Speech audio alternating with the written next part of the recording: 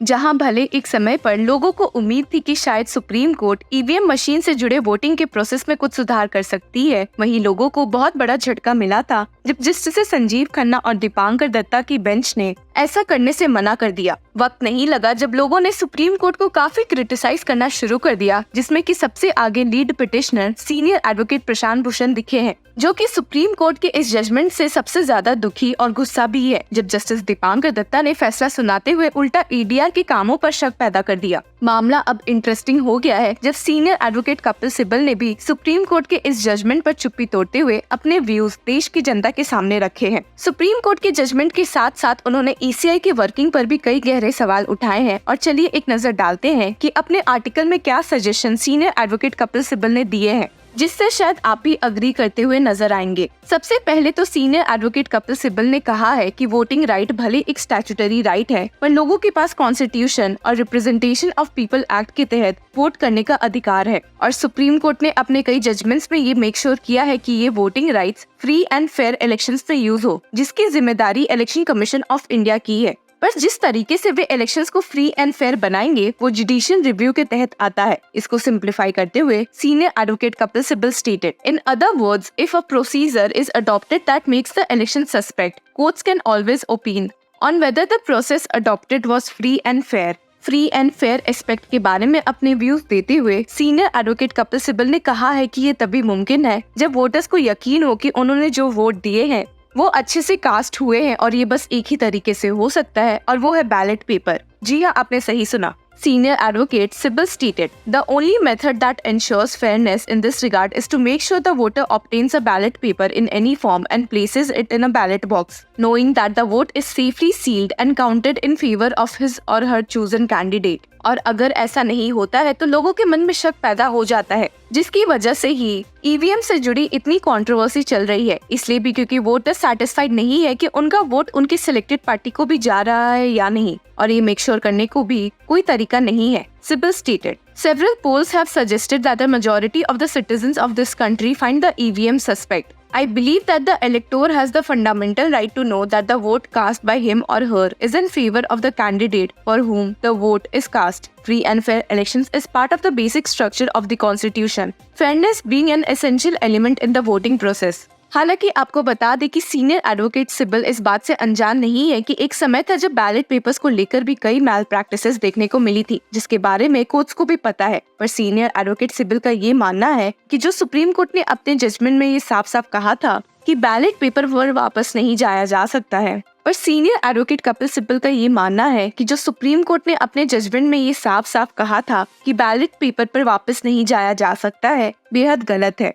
And stated, therefore, the debate that we cannot go back to the ballot paper regime must not provide the rationale for the use of EVMs, which is why in the developed world, the EVM is not regarded as a mode of casting and counting votes. जैसा कि आपको ध्यान होगा कि supreme court में EVM और VVPAT के 100% cross verification की हियरिंग के दौरान कई लोगों ने अपनी राय रखी थी, और इसी के बारे में बताते हुए सीनियर एडवोकेट कपिल सिब्बल ने बताने की कोशिश की कि इस प्रोसेस में इतना टाइम नहीं लगेगा। He stated, "The argument that if the VVPAT is akin to a ballot paper and required to be connected for every machine, it will delay the results by 3-4 days is a misapprehension. Experts are skeptical about this and some believe that this process will not take more than 4 hours if approached in innovative and logical ways." यहाँ पर senior advocate Kapil Sibal ने कहा है कि ये same problem supreme court के सामने भी आई थी, और भला उन्होंने अब तो ये मामला डिसमिस कर दिया है, पर एक वक्त आएगा जब उन्हें इस पर एक फैसला सुनाना ही पड़ेगा, क्योंकि बहुत लोगों को ईवीएम्स पर काफी डाउट है।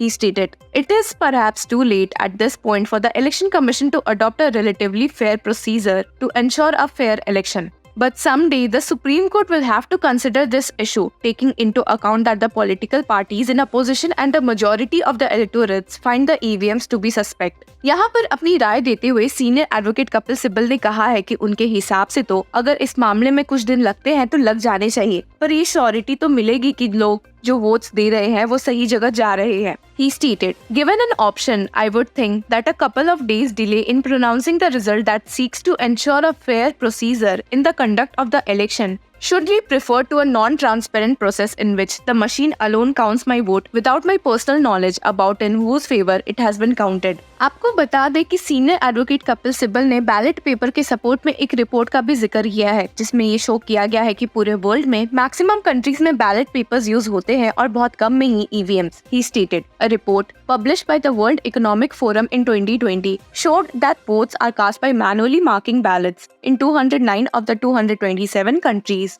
and territories it surveyed. In addition to paper ballots, EVMs are used in only about 10% of the countries and territories. EVMs are preferred mostly among smaller nations such as Singapore. Among the larger ones, the report counted the US and India, and the electoral process is being questioned in both these democracies, albeit on different grounds. यहाँ पर senior advocate Kapil Sibal ने accept किया कि माना India as a country अभी young और new है, तो इलेक्शन कमीशन ऑफ इंडिया को और मेहनत लगेगी इधर फ्री एंड फेयर इलेक्शंस करवाने में, पर इसका मतलब ये नहीं है कि जो प्रोसेस अभी चल आ रहे हैं वो सही है. He stated, it is true that India being a young country and the most populous one, the election commission will have to devise ways and means to ensure the procedure in the manual casting of votes is fair. That there would be some hiccups in the process doesn't mean the system that is presently being adopted is consistent with the basic feature of the constitution, ensuring fairness in the electoral process. तो चलिए अब एक नजर free and fair election के aspect पर डाल लेते हैं और असल में सीनियर एडवोकेट कपिल सिब्बल का इससे क्या मतलब है. फ्री वर्ड के कंटेक्स्ट में he has stated,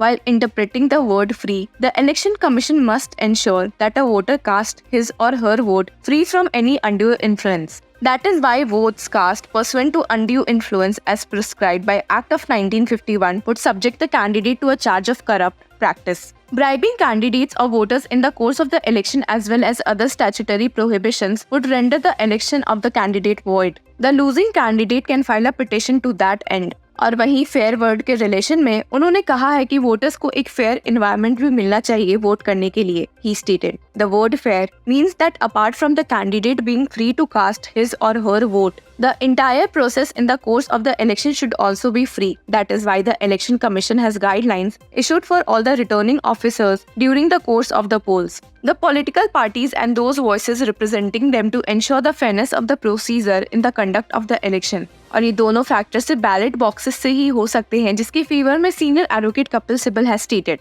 any other method falls foul of fairness not because it necessarily leads to the elector's vote not being counted towards the intended candidate, but because there is no reliable way of verifying the fact of the exercise of the right to vote except the satisfaction of the ballot paper in the hands of the elector, safely sealed in the ballot box. Election commission of India की जिम्मेदारी और responsibilities को outline करते हुए senior advocate Kapil Sibal has stated, under article 324 of the Constitution, the Election Commission, pursuant to a notification issued by it declaring the schedule for the election, is charged with the responsibility of superintending and controlling the preparation of the electoral rolls and the conduct of elections. It is the sole repository of such power and its exercise. अब देखना ये होगा कि क्या आने वाले दिनों में ईवीएम से जुड़े और कोई मुद्दे उठते हैं या नहीं. Till then, keep following law चक्रा.